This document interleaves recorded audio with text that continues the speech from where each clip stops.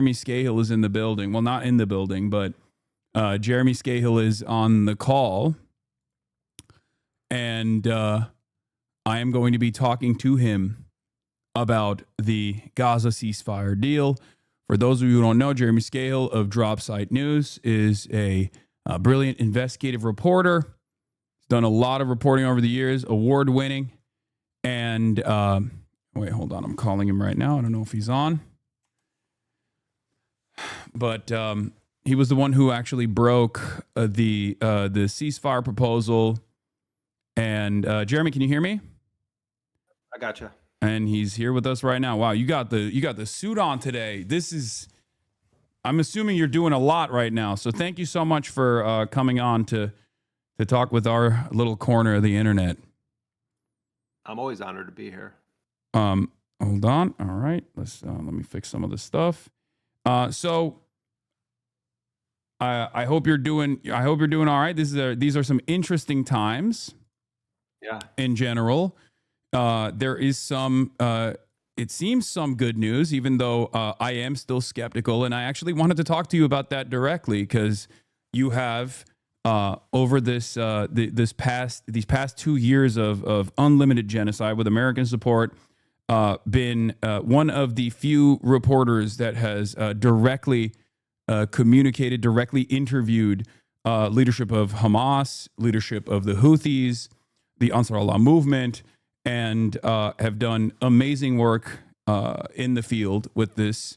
And you actually interviewed the negotiating team, as far as I understand, or at least like the leadership in this last round of negotiations. So let's get right into it. This seems a little different. In your estimation, do you know why it seems a little different? Yeah, I mean, first of all, we're 2 years in to one of the greatest mass crimes in history, and and I just want to say at the onset that watching Palestinian reporters reporting today without their flak jackets on, the bulletproof Kevlar vests with the press logo on them. On the one hand, you feel this sense of relief, not just for the journalists, but for everyone that managed to survive. But then also you feel this deep sense of sorrow, that Anas al-Sharif, for instance, the great epic hero of a journalist who was assassinated by Israel, that he wasn't here to be the Palestinian journalist in Gaza to break that news. And I was talking with my colleagues today, and there's so few of those journalists left. My colleague Jala Ahmed, who I do a lot of these reports with, was pointing out that those scenes of the journalists. Recognizing that the ceasefire was setting in, it's such a smaller crowd of people than the previous rounds when you had these truces. And, that also is representative, I think, of what we're hearing from so many people in Gaza. On the one hand, just an epic sense of relief. And on the other hand, everyone has lost so much and so many people. And, I mean, Trump himself said yesterday, that the price was high and that, he said it's got to be at least 70,000 people killed. The number is certainly much higher than that. And, maybe one day we'll have forensic examinations that go in and we get some sense of the mass murder that took place here. But I wanted to start by saying that because, the negotiators who were dealing with the Israelis and with this Trump plan, I think there is a tendency in the way that Hamas is talked about or that Palestinians are talked about, oh, well, these guys are living in luxury hotels. Oh, they don't care about anything. They're just thinking about themselves. Khalil al-Hayya, who is the lead negotiator for Hamas and is the political leader of Hamas. His title is that he's the political leader of Hamas in Gaza. And he was one of the top advisors and colleagues of Yahya Sinwar, the former head of Hamas, who was killed by the Israelis. His son was killed on September 9th in an assassination strike that Israel attempted in Doha, Qatar. The Israelis tried to kill the entire Hamas negotiating team just weeks after Hamas had actually formally accepted the previous ceasefire deal that the US and Israel claimed was the deal that would end the war. And they accepted it on August 18th. Most people don't know anything about this because it got almost no reporting in the media. Yeah. But on August 18th, Hamas actually accepted the deal that for months they were told was the deal they needed to accept. So they did that. Israel doesn't formally respond to it, and instead they begin preparations to invade Gaza City, which they did 2 days later on August 20th, in an attempt to ethnically cleanse 1 million Palestinians from the largest city in Gaza. And then they unleashed an assassination operation to try to kill the negotiators. So they failed to kill any of the Hamas negotiators or leaders, but instead they killed five essentially assistants, administrative assistants. One of them was Khalil al-Hayya's longtime secretary. And then there were four other, sort of junior assistants, and some of these guys that were killed I had met, before. And, these were essentially people that were carrying the bags for people, running to, errands. When I would do interviews, they sometimes would be the ones that would bring in coffee. That's who Israel killed in this strike. But they didn't just hit the administrative offices of Khalil al-Hayya. They hit his residence that he stays at when he's in Doha. It's not the Four Seasons Hotel. It's in the same compound where the offices were. And in that compound, when they hit it, was Khalil al-Hayya's wife, his son, his daughter-in-law, and his grandchildren. They killed his son, and it's not the only son that he's lost. He had other sons of his were killed in Gaza. But they also wounded his wife, his daughter-in-law, and his grandchildren, and some of them are still in the hospital right now from that strike. Bassem Naim, another target in that strike, has lost multiple members of his direct family. I'm just giving this as an example to say that, Netanyahu hides in his bunker, when the Iranian defensive strikes took place in response to Israeli aggression against them. And Israel, for decades, has just been assassinating any Palestinian who is representing any Palestinian resistance movement. So the context of what we're going to talk about is that this delegation headed by Khalil al-Hayya, who just had to bury his son, and right before he left for these negotiations, he very rarely does any kind of interviews. He sometimes will release statements. He gave a very brief interview on Egyptian television when he landed to engage in these negotiations in Sharm el-Sheikh, and he was asked about this assassination strike. And he said, he recognized that his son was killed. And he said, we are not people made of iron and stone. We also grieve. And then he said, but I don't believe that my son's life is worth more than any of the sons of Gaza. And he was saying it's in the spirit of the memory of all of these people who have died that I'm entering these negotiations. And he said that I hope that their lives lead us on a path to liberation in Jerusalem. That's what he said right before he goes into these negotiations. So then the Palestinians are facing this odious Trump plan, which on the one hand contains some aspects that were familiar to the Palestinians because they had already agreed to those terms a few weeks prior. Yeah. And these mostly related to the acute war, as it exists in Gaza, meaning exchange of captives. The resistance in Palestine, in Gaza, is holding 20 living Israelis, we understand, and 28 bodies of the deceased. There still was this full spectrum blockade against any life essentials entering the Gaza Strip. There was a need for a ceasefire, and there was the issue of the withdrawal of Israeli occupation forces. So those terms, I'm not saying they were all in the language that Hamas wanted, but those terms were all present in the 20-point Trump plan. Yeah.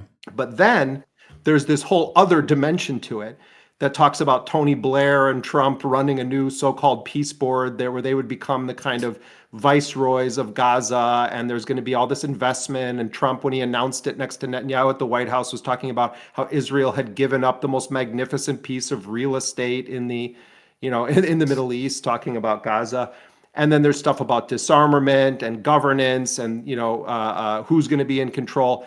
And so the Palestinians start talking amongst themselves. And one thing we've talked about on this show, because we have the space to do it, but it often doesn't get mentioned, is that Hamas made a decision long ago in this negotiating process that they weren't going to just make decisions on their own. So they bring together a wide cross section, virtually almost every political party or faction in Palestine, not just Gaza, but in Palestine.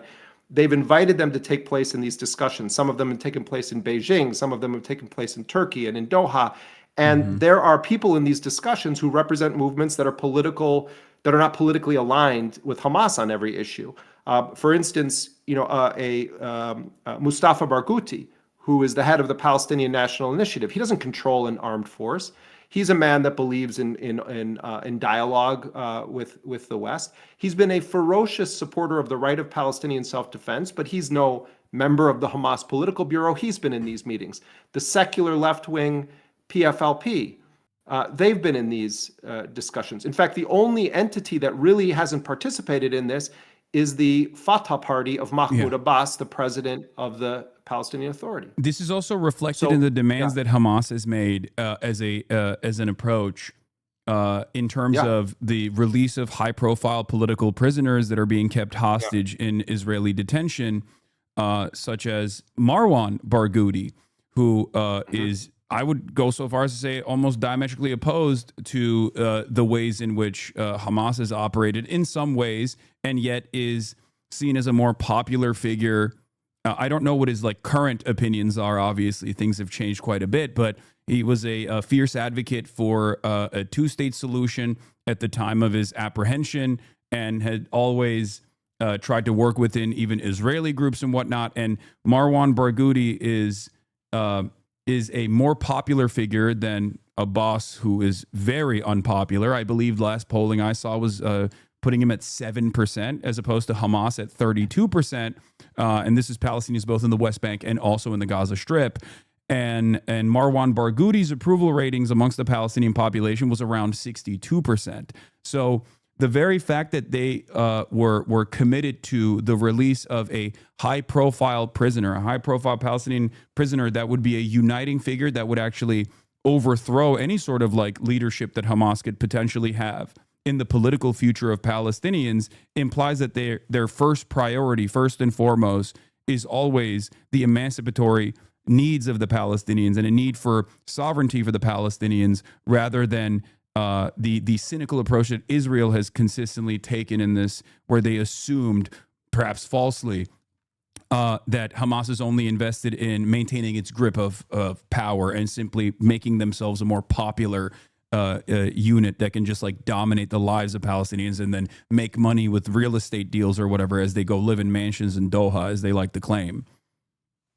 Yeah, I mean, a couple of, to connect what you're saying to sort of where I was heading with this, and I want to talk about what you said about Marwan Barghouti in a second, because I think it's important, because as I understand it right now, as you and I are speaking, there is still negotiation happening over which Palestinians are going to be freed in this deal, and we could talk about that in a moment. But to finish the arc of this, so basically what ended up happening is that Hamas and Palestinian Islamic Jihad, because they are the ones holding the Israeli captives, because they control the armed forces, the bulk of the armed forces fighting against Israel, Soraya al-Quds from Islamic Jihad and Qassam brigades from Hamas. What they decided, the way that they threaded the needle in responding to Trump, was they said, we can negotiate an end to this war because we're the combatants in this war and we hold the prisoners of war. But all these other issues, we have to defer those because that requires all Palestinians having a voice, because it cuts to the heart of the Palestinian struggle for self-determination. So that was the response that they gave to Trump. They didn't reject anything. It was very brilliant how they did it. Trump responds positively to it, does his post on Truth Social, and then that's the context for how these negotiations go. The negotiations we're going to talk about these issues related directly to the war, and Hamas has said we're going to defer these other ones. Trump accepted that framework, at least to make this deal around the captives. My understanding from sources is that they're now saying they want to immediately, after the captives are exchanged, immediately go into those other negotiations. So that's going to be a whole other battle, and it's a very dangerous situation for the Palestinians. And there's going to be a lot of dirty stuff going down there. The issue of the Palestinian political prisoners that you're talking about, my understanding is that there are upwards of 15,000 Palestinians currently now in Israeli hands. There's officially 11,000 that are in prisons or jails or administrative detention, and it's. Whoa. Oh, wait, I You lost just for a got cut second. out for a second. You said administrative detention Yeah. is the last word you. But then there are others that are held in a kind of non-registered manner, and the last estimate I got from the resistance was that they believe that there were more than 4,000 Palestinians who have been snatched from Gaza since October 7th. And now some of those are definitely Nukba fighters or other, the elite unit of Qassam that led the October 7th attacks. Some of them are other fighters. But a lot of them, and probably the majority of them, are Palestinians who were kidnapped by Israel, taken hostage explicitly for the purpose of doing these kinds of deals, exchange deals. Doctors, So, nurses, teachers, people children, that they paraded as hundreds of children. people that they paraded as like these Nukba fighters. Because like in Israeli society, when that term is utilized, that's a reference to all Palestinian captives. They will openly state that every single Palestinian captive they have, regardless of their background, is a Nukba fighter. This is a way to basically justify whatever kind of violence that these Palestinian captives are actually experiencing, including but not limited to rape.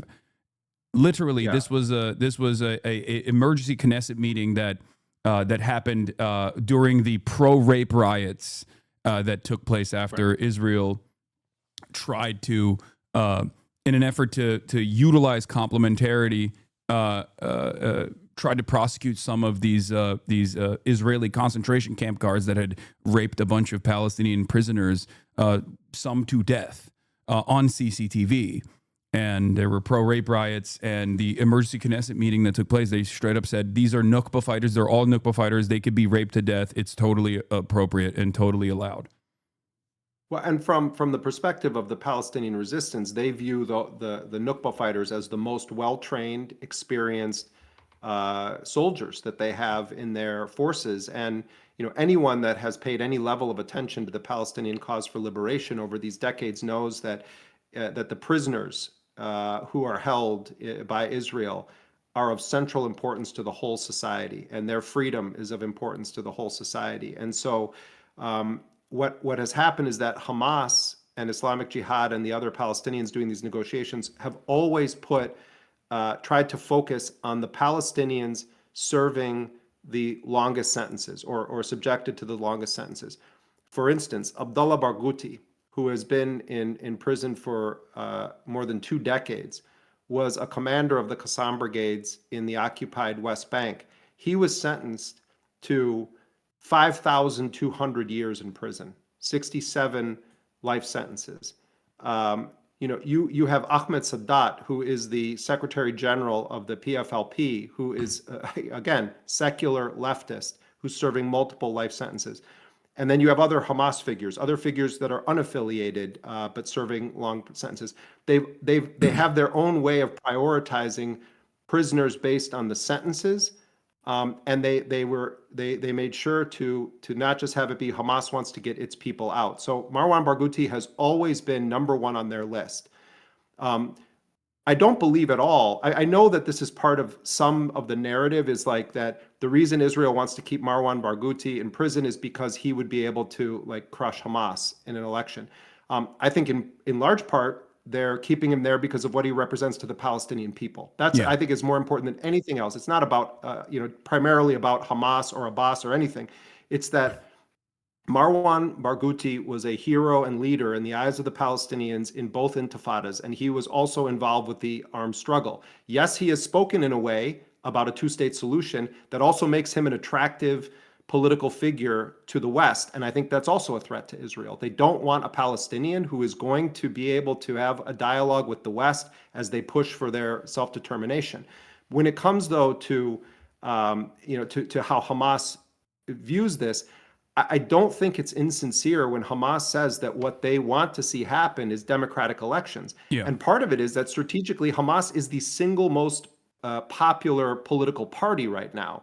If Marwan Barghouti is not on the ballot, and I'm not sure that Marwan Barghouti, if he came out of prison, would say I'm in Fatah again. That remains the affiliation in prison because of the way that it's organized.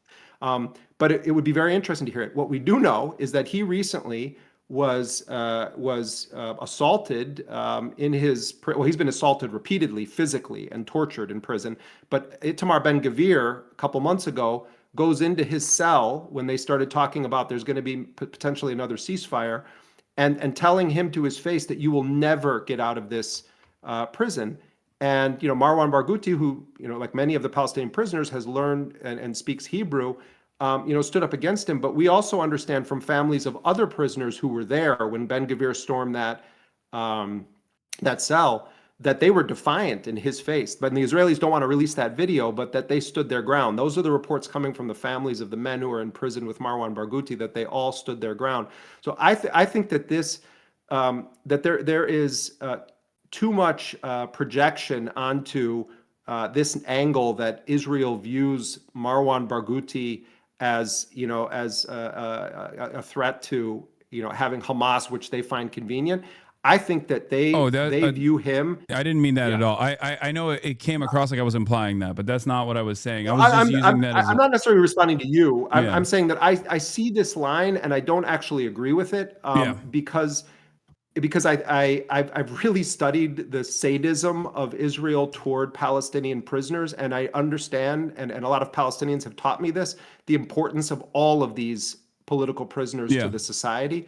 And if you read the manifesto that was released about October 7th, one of the main objectives of Operation Al-Aqsa Flood was the liberation of these prisoners. It's how Yahya Sinwar himself was liberated from an Israeli prison, was because of these kinds of exchange deals. So maybe, Hasan, we can unpack a little bit of what's at play here right now. On the one hand, Oh no, yeah, did you want to say something? Absolutely. No, I didn't say anything.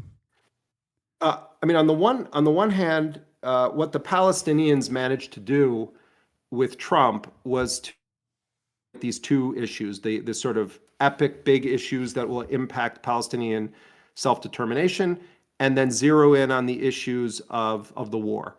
They made massive concessions in this, and it's a huge gamble. And people, working on the negotiations have told me that essentially the crucial factor here was that they got direct assurances from the Arab and Islamic mediators, including Egypt, Qatar, and Turkey. And it was the head of Turkish intelligence, the head of Egyptian intelligence, and the prime minister / foreign minister of Qatar all told the Palestinians that they have very firm guarantees from Trump that he's not going to allow Netanyahu to resume the genocide. Now, people say, oh my God, that they're so stupid. How can they take this deal? The alternative from their perspective was to fight, to continue the fight, which Israel has failed to militarily defeat the Palestinian resistance. These are guys wearing, sandals with homemade weapons, and Israel has failed after 2 years of mass murder, has failed to get them to wave the white flag, and they're not going to wave the white flag. So the alternative would have been continue that war, but this time with the Arab and Islamic countries who kind of got cucked by Trump when he rolled out his 20-point plan with Netanyahu, because they had showed them a different version of it. And then they come out and they make this announcement. And the Arab countries said that, there's differences here, this wasn't, but they did it very diplomatically. But from the Palestinian negotiators' perspective, now they say, oh, we're going to reject this deal.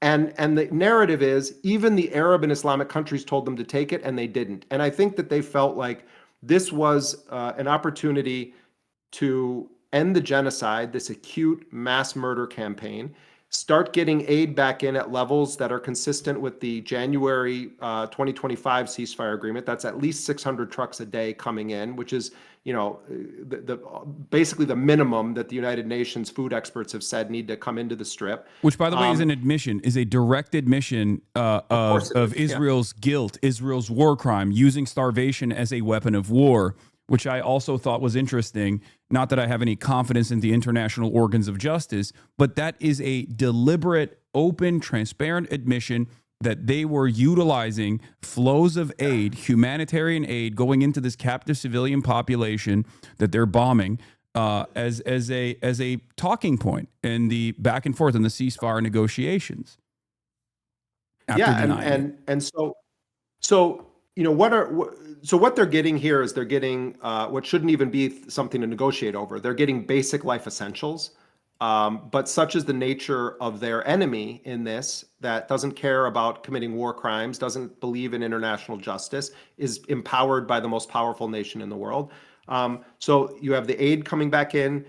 You are going to get a significant number of Palestinian prisoners freed, including 250 who are serving life sentences. But the Israelis are really fighting. They do not want Ahmed Sadat, Abdullah Barghouti, Marwan Barghouti, any of the most well-known Palestinian political prisoners to be freed. And it doesn't look good right now, Hassan, to tell you the truth. I mean, what I'm hearing is that it's not looking good. I think there's still hope in Palestine among these families that it's going to happen, but they're desperate also because they view this as the last chance to get their loved ones out of prison, who are widely viewed in Palestinian society as freedom fighters who are being imprisoned because they participated in the armed struggle against an apartheid occupation regime that wants to wipe them off the map. That is Yeah. their perspective on who these men are that are in prison right now. And it goes beyond Marwan Barghouti. I mean, there's, like I told you, there are guys there that are sentenced to many, many life sentences, and they're being tortured routinely and regularly in these prisons. So they're getting a bunch of Palestinian prisoners freed. Yes, they're giving up what is their primary, almost exclusive, but not exclusive leverage that they have. I say almost exclusive because the leverage that they do have remaining to them, as Mohammed al-Hindi mentioned to me, the chief political negotiator for Islamic Jihad, is the armed resistance, because they're not the terms right now they're not disarming, they're not surrendering, they're not accepting exile. They have an agreement where the president of the United States is saying that there's going to be no more forced expulsion of Palestinians. He can't be trusted, of course, and they're aware of that, but that's where it is right now. They're reopening the Rafah border crossing, both directions.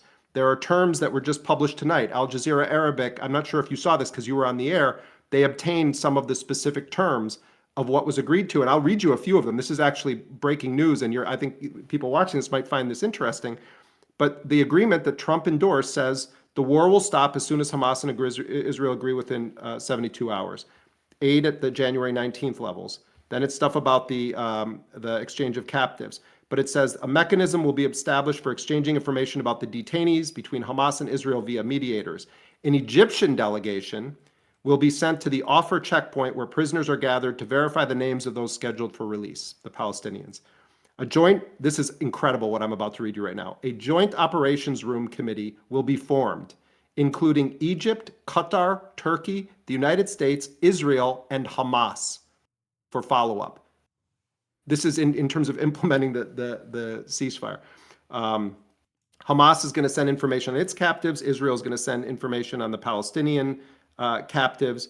And then it says that Hamas and the Gaza Strip simultaneously will coordinate with the Red Cross to hand over the Israeli captives, and that all of them need to be handed over between Sunday and Monday at 6 a.m. local time, along with as many of the remains as possible. So what the Palestinians achieved from their perspective in this is that they didn't abandon their red lines, but what they gave up was something that they said they weren't going to, which was they weren't going to release all of the Israeli captives until they had a very clear timeline and a substantial progress toward a full Israeli withdrawal. You look at those maps, the Israelis are only pulling back a little bit from the sea. And then the second phase of their withdrawal, this is just a redeployment. The second phase of their withdrawal, though, Hassan, would be only once there's an international force in place and that there's a certification about demilitarization and disarmament. And then the third zone has this nebulous thing about a border zone, a buffer zone that's going to encircle the entirety of Gaza. And by the way, when I say that border crossing is going to be open with Egypt, that's the only gateway Palestinians ever have had to a world that Israel isn't in control of. Because it's their only gateway to Egypt. Everywhere else, you're in Israel's hands. Israel still will remain in control largely of that border crossing, but they have to agree to a mechanism where the EU and Egypt are involved with it. So they made a concession without which there wouldn't have been this deal.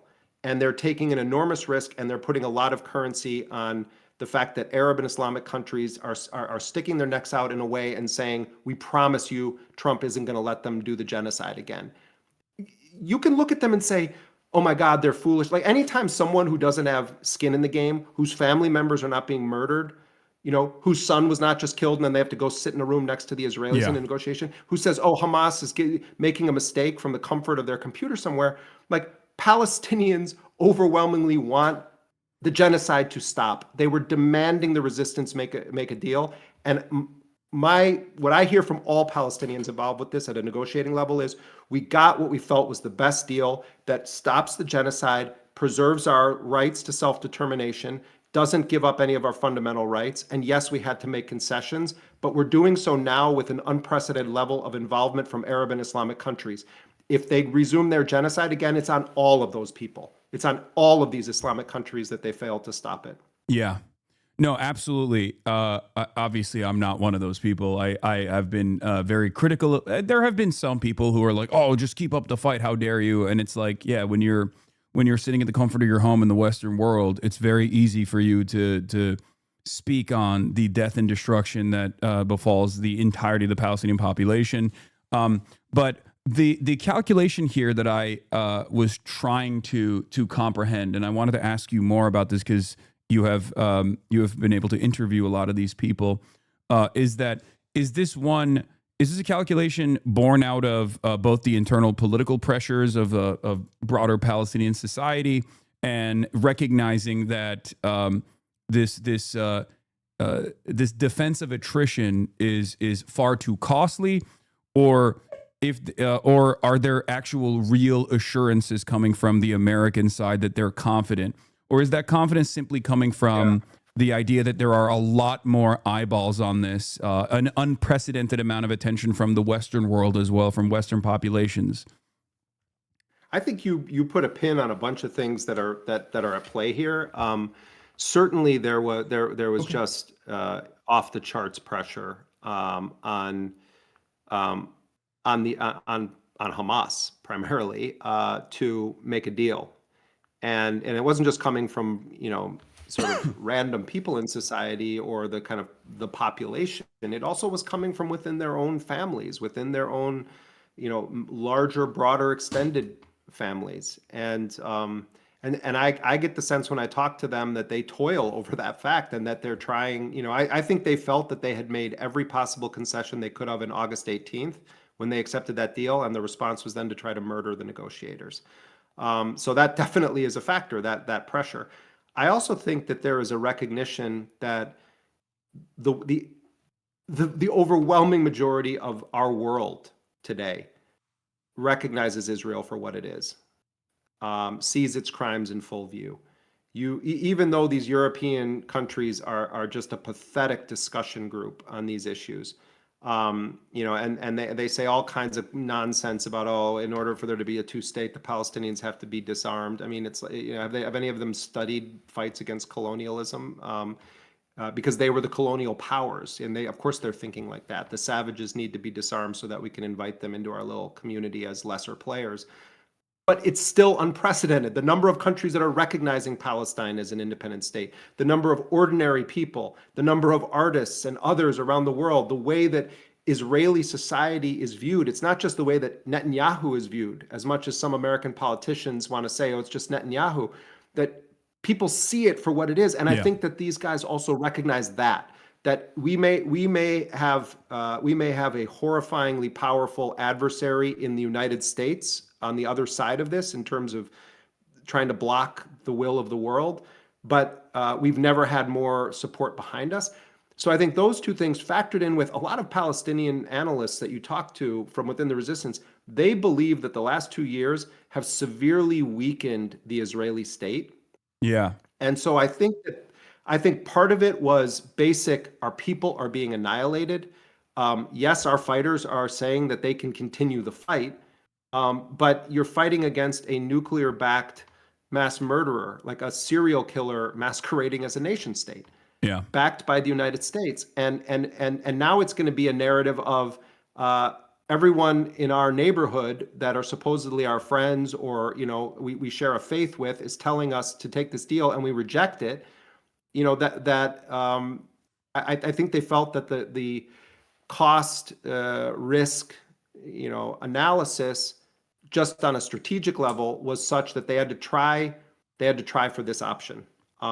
And I think they didn't have any other choice. But it wasn't like this narrative of, well, Israel's invasion of Gaza City put so much pressure on them that they had to come to the table. That's always been false, and it's been false for 77 years that works as a tactic. You can kill Khalil al-Hayya, you can kill Yahya Sinwar. You're not killing Palestine. So, Yeah. I don't think that was the factor. I think the factor was recognizing some strategic realities and trying to recognize what can we get now that if we reject this, we'll never have a chance to get again. But primarily, I think it was motivated by trying to end the genocide so that they could focus on these existential questions that Trump's trying to ram down the throats of everyone in Palestine right now. Yeah, I think one of the immediate things that we could do as like people who are more knowledgeable about Palestinian existence and are committed to Palestinian advocacy is to drop the false notion that like Hamas is operating to save their own skin or something like that. I think this is just a completely faulty. It's a completely faulty smear campaign that Israel is engaged in and themselves have actually believed, and it's very obvious that Hamas itself has shown time and time again that their higher need has always been their higher priority. Their highest priority has always been developing Palestinian sovereignty and creating a nation state. Now, having said that, the assurances it does seem to me come from the public support. So it's important for us to obviously continue talking about this and continue protesting because obviously the job is not over until there is real emancipation, real sovereignty. Do you feel like there is any? Do you feel like there's any chance that Israel could operate in the exact same ways that they did in the January ceasefire that very quickly fell apart after Israel showed that it had no ambition to continue a ceasefire once they got some of the prisoners of war and some of the hostages extracted out of the strip, and then continued its bombing campaign and actually greatly increased the intensity of the famine as well? Yeah, I mean, I think that's one of the most likely scenarios is that Israel does find a way to resume its war against the Palestinians in Gaza. I think there are some impediments to that didn't exist in the January deal that we've talked about, some of them involving the Arab and Islamic countries. I also think that Trump has kind of said the quiet part out loud. He views Gaza after the war as a huge profit area. He was going on and on when he announced his plan about the real estate value of Gaza. You don't bring in somebody like Tony Blair unless the point is to try to impose a neo-colonial profit machine on a place. The other dimension to this is, who does Trump send to make the deal here? Two real estate guys, his son-in-law, Jared Kushner, and then Steve Witkoff. And, there's been these reports recently that Steve Witkoff's son has been trying to cash in on the fact that his dad is the one negotiating with all of these Gulf Arab states. Fantastic. But you also have Jared Kushner, whose firm, Affinity Partners, is bankrolled primarily by Gulf money. He's gotten billions of dollars from Saudi Arabia, and this is money from sovereign wealth funds. He's gotten from Saudi Arabia, from the United Arab Emirates, from Qatar. Trump, as a president, doesn't just make decisions based on what he thinks would be good for him as the president of the United States, and certainly not what he thinks would be in the best interests of the United States as a country or as the Americans as a people. He's often thinking of, how can I make money for my friends and my family? And he's still basically running a mafia-like enterprise with his family businesses. So having Jared Kushner there in the room with his business partners, who also are the mediators. I mean, do people understand that this is so wild that this is the reality of what happened here? Jared Kushner walks into these meetings. He's not meeting with like the prime minister of Qatar as like, oh, this is the mediator that's been working on the ceasefire for 2 years. They have a personal relationship that is a business relationship. Yeah. These people are giving Jared Kushner huge amounts of money. So there's a sick and twisted reality here that perhaps one guardrail that is not, rock solid, but it is a guardrail of sorts, is that there's so much interlinkage of the money between the Trump family orbit and some of the parties involved with this, that could also be something that causes Trump to sort of say to Netanyahu, I'm not letting you do this right now. I'm not saying that's going to happen. I'm So you're saying we have to that recognize facts. the narcissistic desires or even the financial interest that Trump has might play a role in to some degree maintaining a continued ceasefire here. Because look at the position also that these Arab and Islamic countries are in. Not all of them, but most of them are facing a reality where their populations view them as having done nothing, or worse than nothing in some cases. You know, Jordan participated Yeah. in the air defense of Israel when Iran was counter-striking Israel. So does Saudi Arabia, and still continues to do right. so. Yeah. So, but the populations in these countries overwhelmingly support the Palestinians. They want the genocide to be done, and they're furious that their rulers have not done much of anything to try to stop it, and in some cases have aided or abetted it by helping to protect the entity that's doing this. So UAE potentially allegedly UAE working with the popular forces is there was another thing. satellite imagery also published today that indicates that in this base that the UAE has been operating, in Somalia, that they're also using that to monitor in the Red Sea and potentially assist in the attacks against Yemen. I mean, the UAE, if you really dig down on its role here, and you talk to Palestinians who are involved with the resistance, the perspective is that the UAE is, as a governing authority, is basically a suburb of Tel Aviv politically when it comes to issues around Palestine. So all of those countries, they want it to end. I'm sure some of them sincerely also are against it. I don't know any of those royals personally, but that's not what's relevant here. What's relevant is their populations are furious.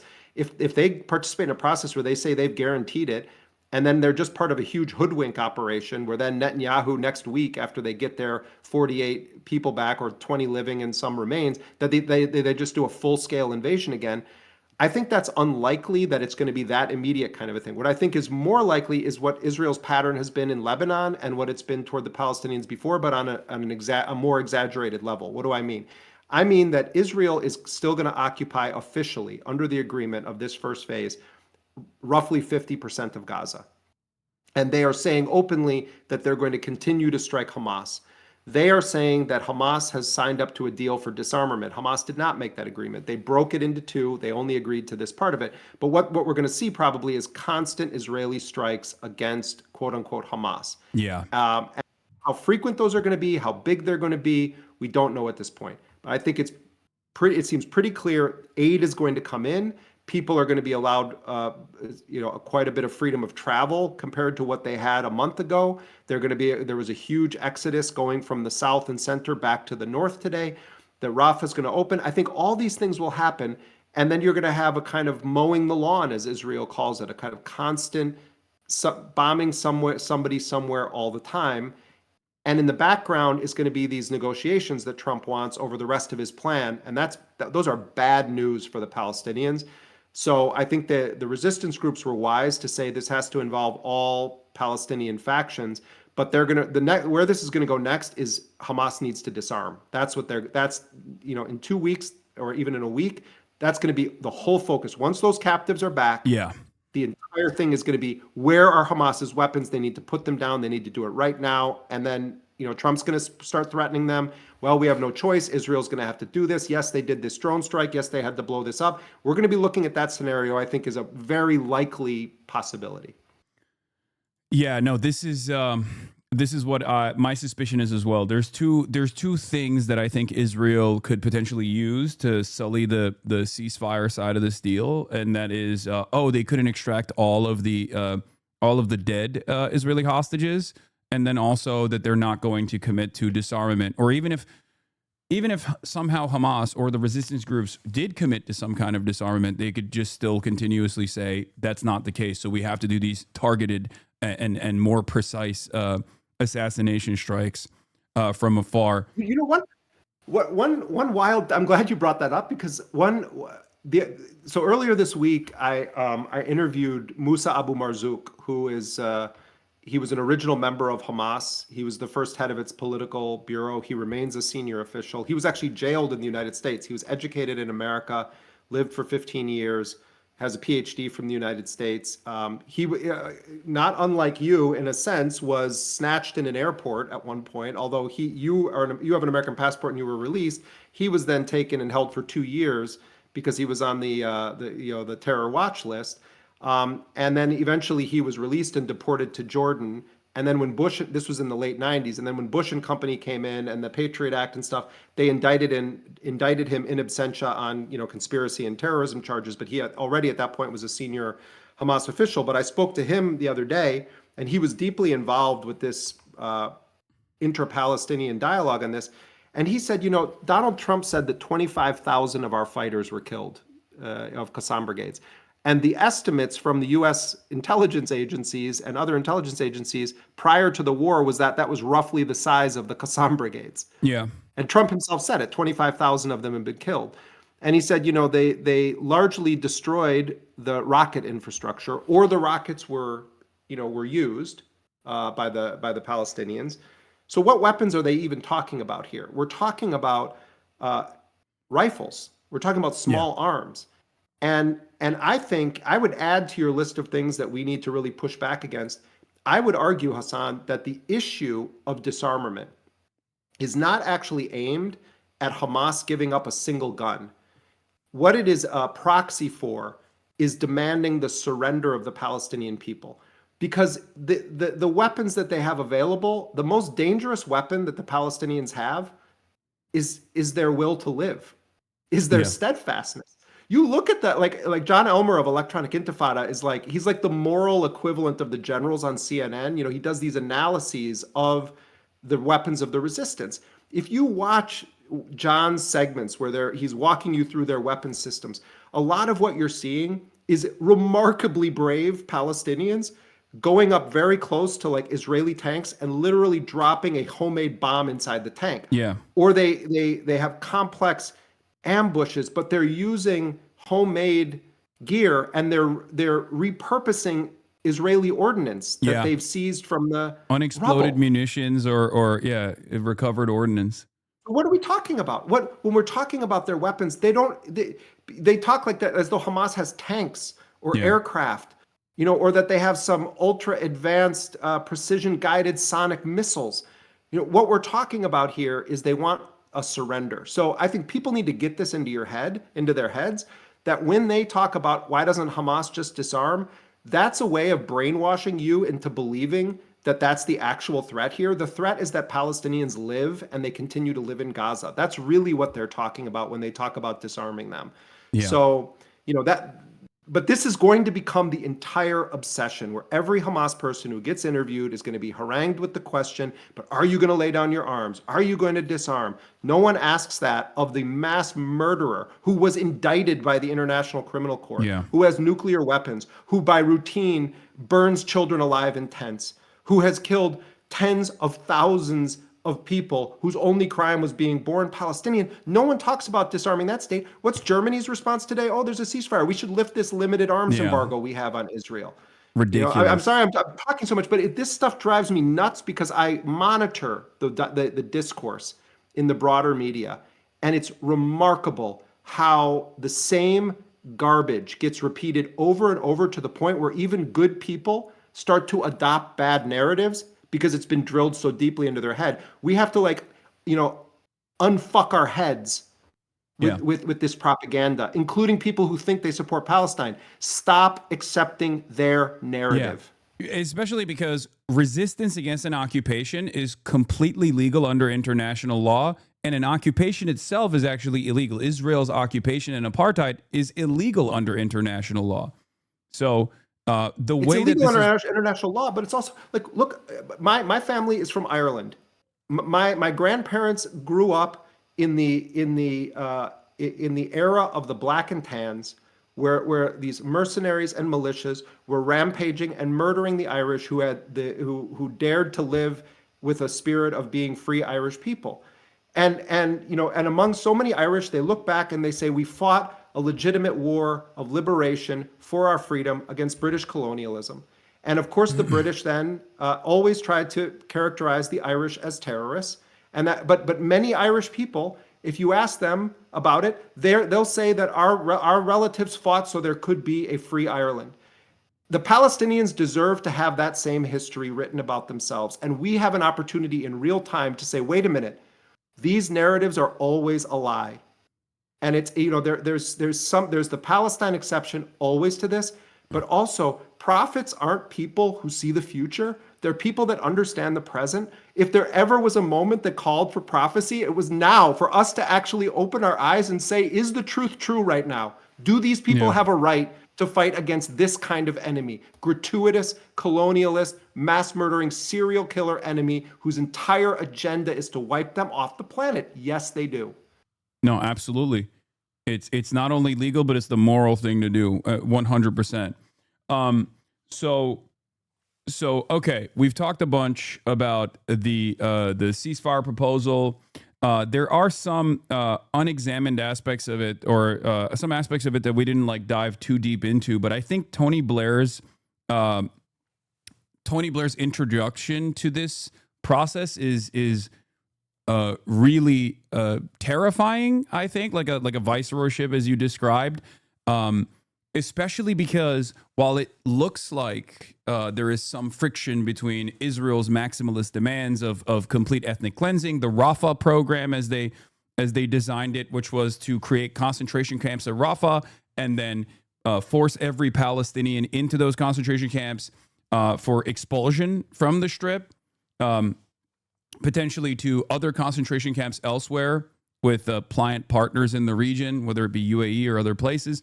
But I don't think there's a lot of daylight between what Tony Blair's ultimate role is here and what Israel could potentially do with Tony Blair, considering that he played a formative role in the Boston Consulting Group program, the Gaza Riviera Project, when they were designing it with this like insane cryptocurrency. We're going to make a Silicon Valley out of the Gaza Strip, and we're going to give people like crypto tokens as opposed to their symbolic house keys that they have as we ship them off by force from the Strip, never to be able to return. And I do think that this deal, regardless of how Israel presents it as like not abiding by their maximalist positions, is still going to be a continuation of the apartheid structure and potentially ethnic cleansing as the ultimate goal here. Do you agree with that assessment?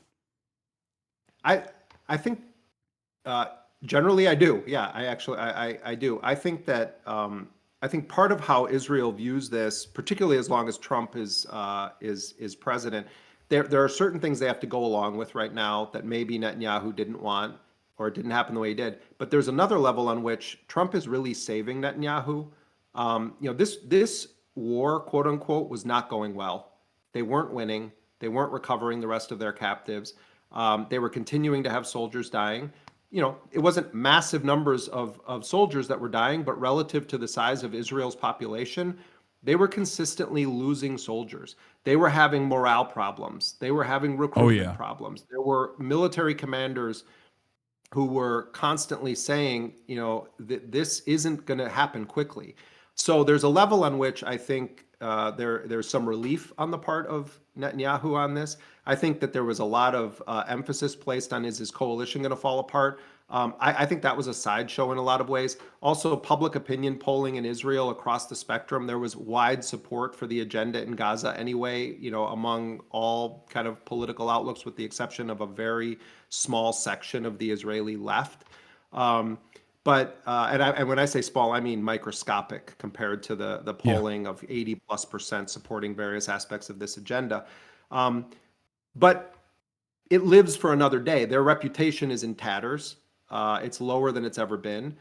Trump is facing his own mini insurrection within the MAGA base. People are starting to, you have people like Marjorie Taylor Greene going on TV today and saying this is a Holocaust and saying this isn't fake, and it's like, I don't have anything to say about Marjorie Taylor Greene. I thought she was just an epic clown in so many ways. But what she's saying right now, but she was important in Trump world. When people like Marjorie Taylor Greene are out there saying this, I'm not saying, oh my God, I'm now going to embrace Marjorie Taylor Greene. I'm saying that if this is happening within his own base Yeah. and the discourse around Charlie Kirk, where and Charlie Kirk's assassination and all the questions that are being asked there, these are factors in Trump world. Trump is totally plugged into like the culture in that way. He's obsessed with it. That, all of these things are coming together to mean that, there's a sense in which Trump is thinking domestically. Trump is kind of saving Netanyahu in a sense. And from Netanyahu's perspective, he gets all the Israeli captives back.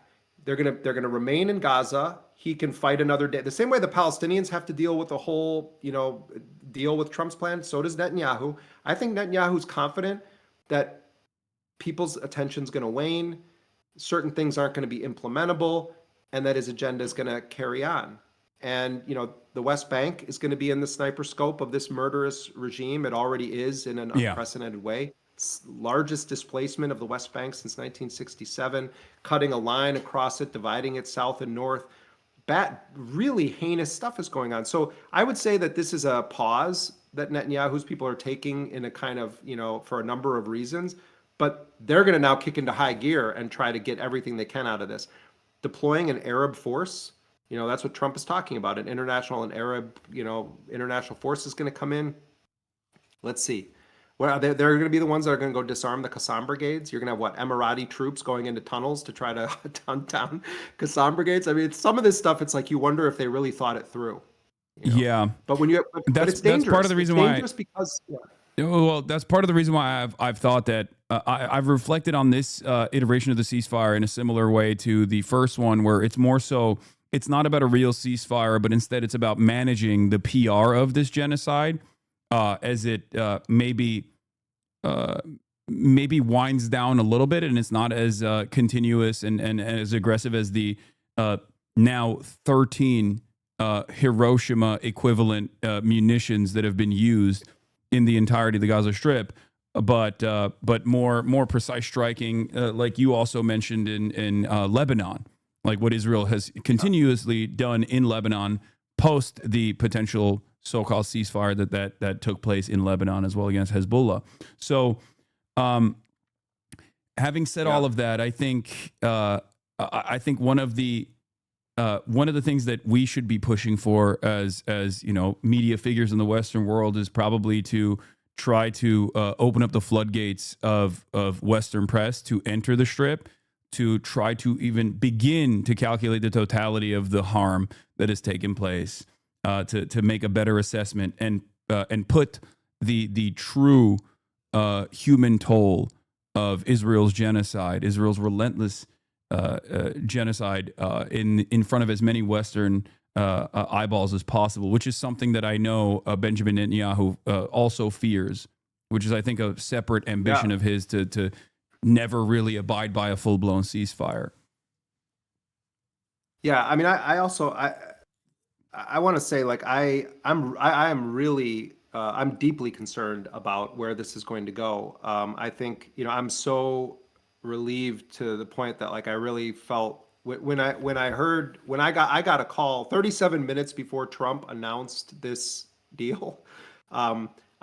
We published a story saying that the Palestinians had accepted the deal, and the first person that told me this came out of one of those meetings, Palestinian, and left me a voice note, winded, just saying it's over, like we've agreed to it. And that the emotion there is so complicated, but the biggest part of it is just thinking what has happened the past 2 years, what has happened to so many people. I think of I thought that night too of, like, of all the images of children burned alive, or children who survived, but they're trembling and they're next to their younger sibling and they're having to comfort them in a hospital bed when they're filled with rubble and their parents have just been killed. And everyone watching this, I know your audience, they care deeply about this too. And I do see you guys in the chat, by the way. People were asking me if I saw, and I always feel at home coming to this community. But I know everybody has some image fossilized in their head from this genocide, anybody with a heart. And I think of Hossam Shabbat, who reported for us, a great young reporter who would have been a brilliant writer, and he was assassinated by Israel. So on the one hand, like I cry tears of relief for all of our brothers and sisters who lived through this, who survived it and lost so much. And on the other hand, we know Israel. We know exactly what they do, and that's frightening and it's terrifying. And it's terrifying to think that the Palestinians had to take this risk to believe that maybe Trump is going to have his own constellation of interests that can keep this, at bay. And that's our reality. Tony Blair, when he and Bush and others who were the architects of the Iraq War, what they thought they were going to do in Iraq was erase the society and build up this neoliberal dream. And they deployed all of it's why they put L. Paul Bremer in, who cut his teeth under Henry Kissinger. They put him in, a neocon investment guy, risk insurance guy. They put him in there and he becomes the viceroy of Iraq. And the Iraqi people rose up against the United States. Yeah. And Iraq didn't go in the direction. It looked like it may have looked at times like they were winning. Oh, they killed Saddam, they captured Saddam Hussein. Oh, they destroyed the Ba'ath Party. But a different form of resistance rose up in Iraq. And Iraq is very much up for grabs. We don't know the direction it's going to go in. But one thing's for sure is that their neoliberal dreamland didn't happen. And they didn't win that war. They actually left in disgrace from Iraq. So, the two things I know to be true, indisputably, is that the Palestinians are never going to surrender. They're never going to surrender their will, their right, and there's a steadfastness that all of us should be in awe of among the Palestinian people. And the other thing that's true is that this entity that is trying to crush them is not going to give up. It's not going to give up unless it's confronted. And Yeah. It's a shame and a stain on society that the only real confrontation of this apartheid regime that is happening from the very people that are being genocided right now. That the world stands by and thinks strongly worded statements are enough. And in our country, Hasan, in the United States, if we don't alter our political system, if we don't confront this rot at the core of it that has to do with the influence of this colonialist regime, Israel, on our politics, then we're not doing our job to actually stand in any sort of defense against what's happening to the Palestinian people. Because if the United States wasn't enabling it, it would crumble. Yeah. And obviously what goes around comes around as well. I mean, this is also a self-defense initiative as well for the future of American democracy, in theory. So there is that aspect of it as well. This level of this level of control, this level of foreign control, obviously, I think is very frustrating for many Americans.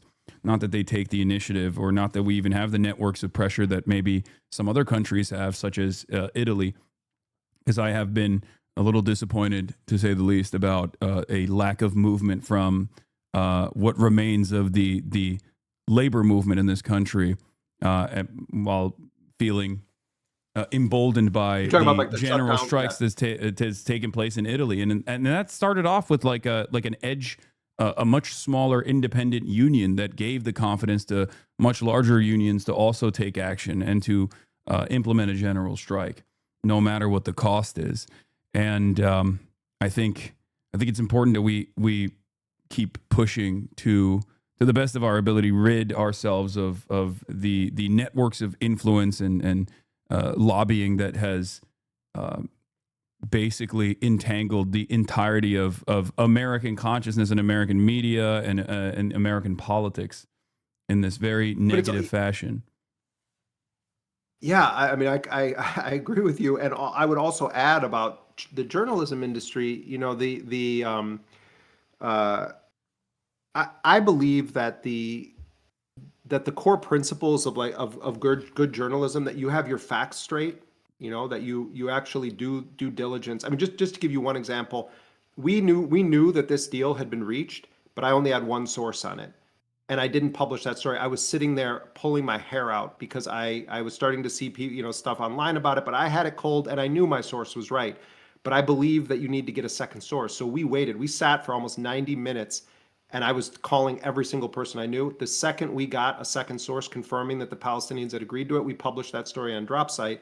But I'm giving that as one example because I think that this narrative that somehow journalists have to pretend as though sometimes the truth isn't true, that you have to act like, well, there's the Israeli way of viewing this, and then there's the other side. I don't buy that at all. And I Yeah. don't think that most people, I think people are smart enough to understand that, there is no such thing as objectivity in journalism. What matters is, are your facts straight?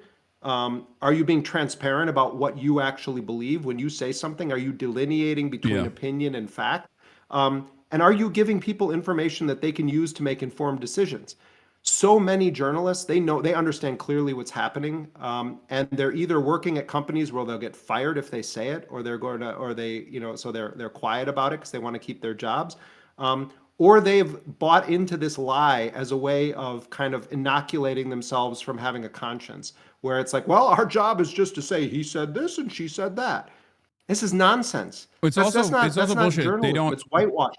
They don't even they place a higher value on Israeli sources, consistently refuse to either even acknowledge Palestinian sources, or when reflecting on Palestinian sources, they oftentimes associate that information in a negative way, where they'll slant it as like the Hamas run health ministry, even though time and time again it has been proven that Israel is an unreliable narrator of the events that have unfolded, making the media actually look foolish and silly, making people actually lose even more confidence in the credibility of mainstream and legacy press in general at a time when they're the most needed, right?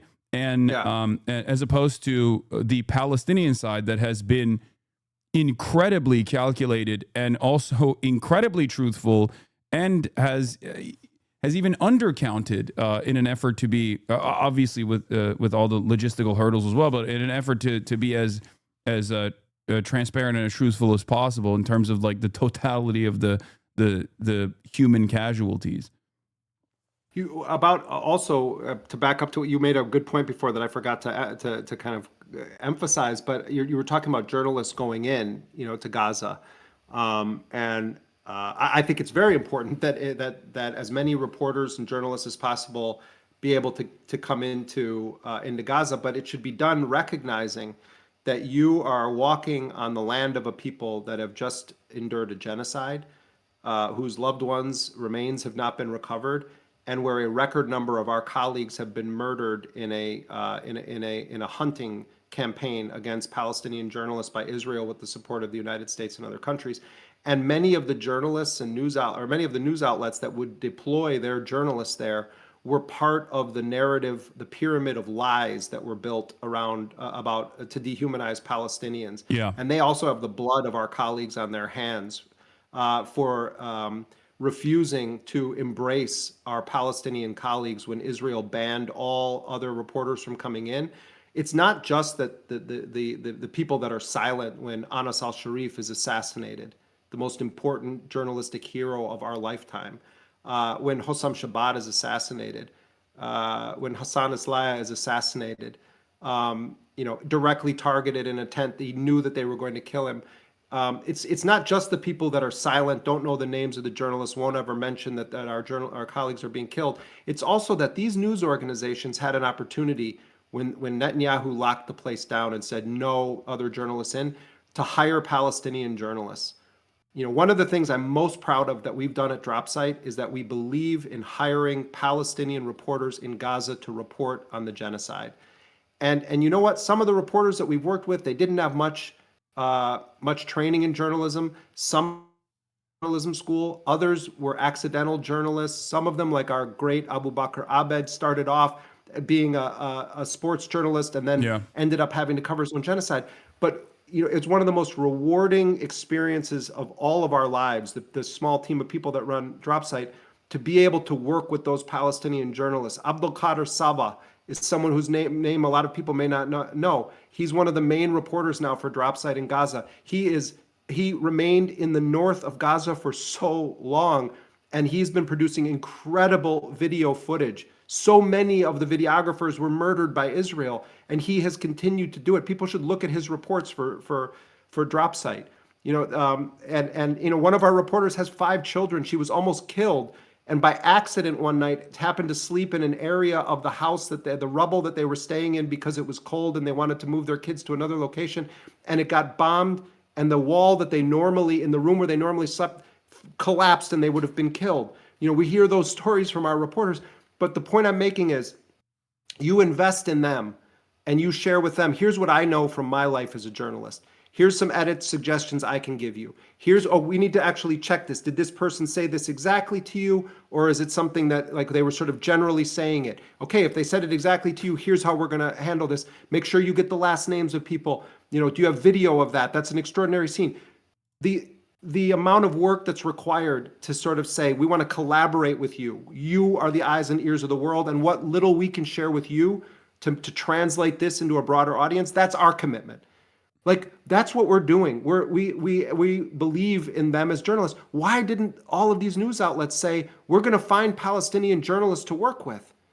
It's because of this narrative. Oh, they're Hamas. Oh, they're biased. John Simpson, the famous BBC correspondent, we need to have Western journalists go in there so we can have an independent view of what's happened. No, Palestinians are giving you an independent view. You just don't believe it. Yeah. No, the reason why I mentioned the Western press and humanitarian organizations entering the Gaza Strip is because, unfortunately, as it stands, a big part of the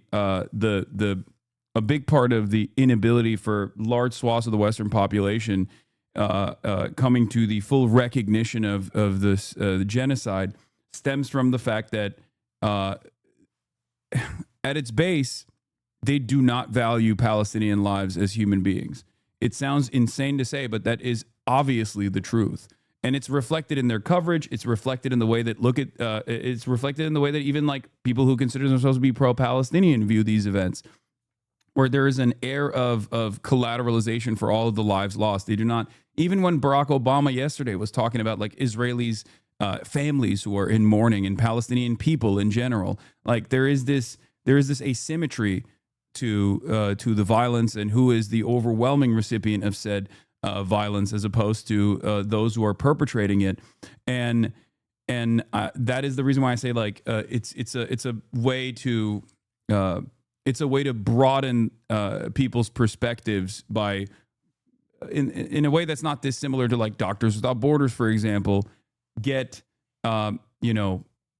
people from the West directly into these areas so that there's like broader coverage and broader access in general. Yeah. I mean, I think, look, I think that as many forensic experts as we can get into Gaza to start first of all, the most urgent need is the food, medical supplies, reconstruction, rebuilding of things. But if we're talking about sort of these other tracks that you and I have kind of talked about a bit tonight, of course it's important to have journalists go in, but also war crimes investigators need to be examining the extent of killing that happened of Palestinian people. This must be exposed. And I think we're, if it's done properly, that we're going to see a death count magnitudes greater than what we've been, than the official numbers, which went through a pretty rigorous validation process by the Palestinian health authorities, even as their own medical facilities were being systematically wiped out. I also want to say that as Israeli forces reposition right now, they're burning down and blowing up a lot of Palestinian houses and infrastructure on their way out or on their way to their pullback lines. And I'm sure you have other things you're going to move on and talk about tonight, but today. But one of the last things I want to say is just that I think that this period now requires more vigilance than almost any point of the past 2 years, because the Palestinian liberation struggle is hitting a crossroad right now, and the momentum has never been more on the side of the Palestinian people and more against the colonial settler project. And so if anybody, all of us feel relief if the bombs stop, or even if the bombs reduce. Like, I mean, anything that gives people a chance to live right now, I'm in favor of it. But at the same time, the war of extermination is not over. Yeah. Netanyahu they're taking a slightly unexpected course right now, but don't for one second think that it's over. Yeah. Now is not the time to sleep on this. It's the time And to become it's more engaged. there must be continued pressure applied in this situation, because I think like symbolic gestures of conditional Palestinian statehood, recognition from Western countries is a direct response to that pressure, because they are trying to release a pressure valve. They're trying to create a pressure valve so that it gets ahead of all of the mass mobilization and discontent. And Can I ask you a question? yeah, of course. I know it's a cliche. I always ask you questions about Turkey, but I'm quite interested in your take on this. So my understanding from Palestinian negotiators was that when the head of Turkish intelligence, became directly involved, that this was pretty unprecedented, and that it was the head of Turkish intelligence and the head of Egyptian intelligence that were really the main guys telling the Palestinians that they have to take this deal, that this is their best strategic moment, but also saying, and I think part of it was leveraging what is this complicated but closening relationship between Erdogan and Trump. They have their separate spheres Yeah. of interest, but there is this alliance, and I think Erdogan recognizes an opportunity for his power structure to have this good relationship with Trump, and Trump credited him as being the defining factor in getting Hamas to agree to this. I don't think that's literally true, but there's a dimension of truth to it that is very real. So I'm wondering what you see as Turkey's position in this, and this move where they came out of the gates and just took a very central role in closing this deal. I think Turkey is positioning itself as one of the most consequential geopolitical players in the region, alongside Israel, in terms of Western influence, in terms of Western imperialism. I think they gave, in the eyes of the American foreign policy apparatus, I think the actions in Syria, overthrowing Assad swiftly with the Free Syrian Army, alongside HTS, was seen as a major gift to the West, a major gift to Israel's ambitions as well. That much is clear, it seems, as Israel continued its incursion into further and further Syrian territory. And I think there are the two major players in the region right now that are incredibly valuable from an American foreign policy perspective is Turkey and Israel, and they're a little bit at odds with one another. But I think that's the role that Erdogan is playing very well, like a servant of the West, unconditionally, while simultaneously, of course, still playing all sides to the best of his ability, but ultimately still, as long as it's under the nuclear umbrella of the United States and NATO, will always follow through on whatever America's desires are. That's, I think, why it's more important that I guess the Turkish intelligence played a role in speaking directly to the Palestinian resistance leadership. There's also obviously people within that structure that have spent a good deal of time developing relationships, playing roles in the negotiations process, even in terms of like the hostage release agreements that have taken place in the past, including, I think, the release of Yahya Sinwar. They have more credibility in the eyes of the Palestinian population than like anyone on the Israeli side ever could. And I think there are still some competent actors within the State Department that recognize the role that Turkey could play. I'm very critical of Erdogan, and I openly criticize him with regular frequency, but I think like they do serve an important role from the American perspective here, because they, like I said, have more credibility in the eyes of the Muslim world. Dare I say, even more credibility than Gulf states do, as a matter of fact. I mean, certainly Turkey is taken very seriously by this administration, and I think it's. I agree with you. It seems very clear that Erdogan recognizes great opportunity in Syria, in Palestine. Also, Turkey for many years has been playing a very deep role in East Africa Oh and in yeah, Somalia. Somalia. And it's the sphere of influence of Turkey has expanded dramatically under Erdogan, and it's going to be very interesting to watch. Not just the relationship with Turkey, but I know maybe you already talked about it, but this I saw that you were posting about it. The Qataris signing this deal to have a training facility within a U.S. military base, which there's a handful of countries in the world that have these kinds of arrangements where their personnel are deployed and inside of an American military base, but it's like Germany, Italy, the Netherlands, strangely Singapore, and now Qatar. And Qatar just had this rather unprecedented security agreement with the United States that reads very similar to the Article 5 clause in the NATO Charter, where the United States and Qatar signed this joint defense pact. There's a in my mind, there's also a question of how much are these countries making arrangements with Trump versus the United States government? And like what's going to happen when Trump isn't president again? It's going to be very interesting to see what happens with this kind of coalition that Trump is building around his personal interests and sort of U.S. government interests. It's a really uncharted territory we're entering. I don't know. I think there's a direct line from Barack Obama all the way to Trump one, and then Joe Biden and Trump two when it comes to American foreign policy. Maybe I'm a little bit more. I don't know. Maybe I'm a little bit more skeptical, but I don't think that there would be a dramatic shift in foreign policy if Donald Trump were ever to leave office to begin with, because there's also So that not in foreign alternative as well. policy. Yeah, don't get me wrong. I agree. I totally agree with you. Not in foreign policy. I'm more talking about the constellation of individual players because Trump does his Trump of Arabia thing.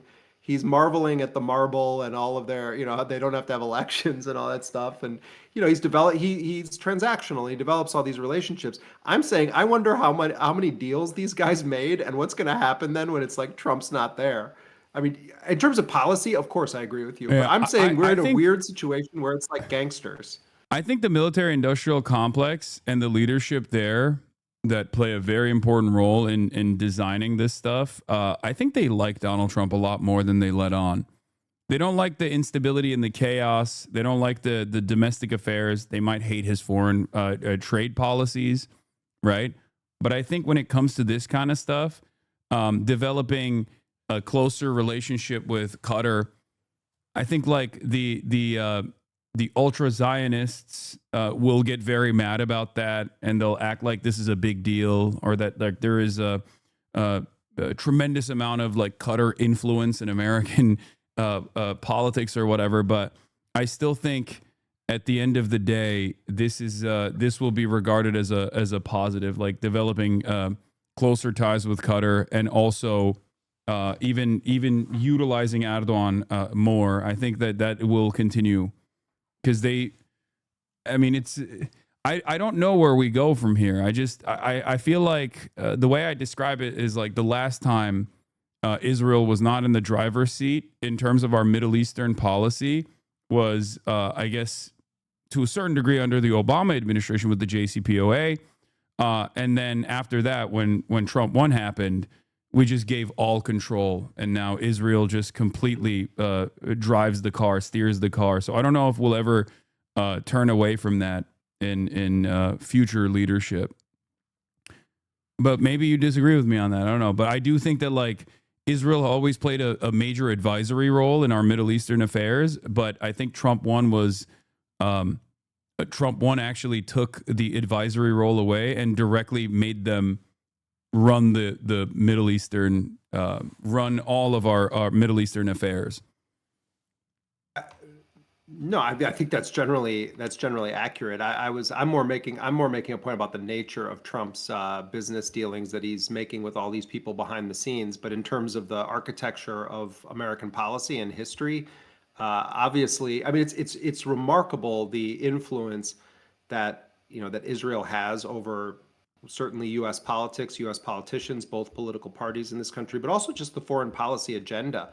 I mean, and I think that some of Trump's advisors have, going back to the discussion about, why Trump might be willing to push Israel on some things right now. I also feel like Trump realizes this is just an impediment to other things that he wants to get done. It's not just about like, oh, he wanted the Nobel Peace Prize. I think it's also just annoying him right now that it's like, and he wants to be like, oh, I made the peace deal. He keeps talking about himself as though it's Yeah. like he's Pharaoh or something. And it's like, that he's one of these epic figures of history. He's 3,000 years, no one's been able to solve this. I think that's true. But at the end of the day, the difference between Trump and Biden, or Trump and most US presidents is most US presidents have been committed Zionists. And there's an ideology and an ideological commitment. No one more than Joe Biden. Although kind of Biden was sort of like a Yeltsin figure in the White House because he was just barely alive and they were pretending he was. But if you look at his Yeah, 50 that was plus more so years Brett in American McGurk, I politics, think. yeah, and these are committed Zionists, Anthony Blinken and others. They're ideological. Trump is transactional, and I don't think particularly cares one way or the other really about these things. I don't think he's ideologically a Zionist. I think that he has essentially assigned this aspect of foreign policy completely to the Zionists in his inner circle. And I don't, so I don't know, on one level, Trump could be much more dangerous because of that, because he's just willing to say it doesn't really matter. On another level, Biden should go down as the butcher of Gaza for this stuff. I mean, there were so many moments at which Biden could have stopped this, and his administration was built around that belief that you go all in for Israel, and there was an ideological commitment, Yeah. and so they And both kind of end up in the same place because the Zionist interest is controlling it, but Trump is, I don't see Trump as ideological, whereas Biden was a militant ideologue for Israel. yeah, that's part of the reason why. I mean, I'm not going to put a lot of confidence in the leadership of any Gulf nation state, but that's part of the reason why I kept reiterating that this like $400 million fight of Air Force One plane that they're Yeah. gifting to Donald Trump directly is not necessarily a bad thing if it actually softens Trump's approach to at least like a more diverse group of individuals that are speaking directly to him and trying to maybe limit the trajectory that Israel is on. So I think Yeah, it's not bad necessarily. we'll see. I mean, at the end of the day, it's not hard to predict Israel's actions because the whole point of the project is to erase Palestinians and to take all of the land of Palestinians. The question is what is the battle going to look like in this next phase? But I mean, let's hope that this lasts. Let's hope that Palestinians are remain on their land and that actually are able to rebuild it with Palestinian self-determination at the center, because that's certainly not the official agenda right now. And it's why all of us, no matter what our role is in society, have to take some part of every part of our day and put it toward standing up for the self-determination of the Palestinian people. Yeah. All right, my Thank man, you it so was much, great talking to Jeremy. you. By the way, dropsitenews.com/Hasan for 20% off your dropsite subscription. It's incredibly important that we continue funding great journalism that you guys are committed to. It's been an honor to have you on as always. My favorite guest for sure, by far. Don't tell that to I mean, Ryan. I won't tell Ryan. But you're like your crew of people. I know I've gotten so many cool messages from like the people that are in your chat. And one thing I want to share with this community of people is like the last time I was on, we had such a spike in the number of people that like paid for subscriptions to Dropsite that came directly from this community of people. And it was like my colleagues and the team of people that we work with were like blown away by it because it was like just all of a sudden this spike. And for people that don't know this, we don't have any paywall. Everything we do is not paywall protected, and we want it to be free for everybody. Particularly, we want the reporting from Palestine to be available to as many people as possible. But those people who have the few bucks to go toward a subscription, and you do it voluntarily, you're making it possible for us to keep that commitment to have no paywall. So I really, I sometimes get heat for coming on this show, and I really don't care. Because who's giving you heat? Name names. No, I'm just saying I see people online, and it's like, it's like, oh, this isn't serious. No, it is actually serious, and if you want to reach people that aren't just in the weird, commercial for the easy chair on CNN audience, then you go to a place where people talk about a range of issues and are willing to, have takes that maybe aren't the best, or it turns out that I was wrong about this. And one thing I always appreciate about you in particular is if you took people down a road and you feel like you led them astray, you come back to the beginning of that road and you say, I went down the wrong road. That's more integrity than most most media outlets have. And actually, having had direct interaction with people that watch this stream, you have some of the most sincere, caring people that I've encountered in that toxic sphere that is social media. So I'll always come back here, man. Of course. And it's wonderful to have you here. Thank you so much, Jeremy. All right. Appreciate you, Hasan. Appreciate everybody else too. Take care. All right. Bye. That was Jeremy Scahill. Incredible. A titan in the field of reporting and journalism. He's amazing. I am truly very fortunate to be able to have him on as a guest with regular frequency. You guys don't understand, this is a person who straight up broke the news before Donald Trump did that the Palestinians had actually signed off on the ceasefire agreement. Okay? That's crazy. One of the very few reporters out there that directly goes and speaks to the Palestinian side, the Palestinian resistance side. Why can't you like us like he likes us? Of course, I don't just like you guys. I love this community. Otherwise, I wouldn't be doing what I'm doing one of the only Western reporters out there that does that. In any case, we got a lot of news coverage that's coming up. The stalwart of reporting, breaking news: trade war is back. 100% tariff on China, and the stock market was apparently taking a hit earlier while we were having this conversation. It has just been learned that China has taken an extraordinarily aggressive position in trade, sending an extremely hostile letter to the world. This is about Chinese control over rare minerals.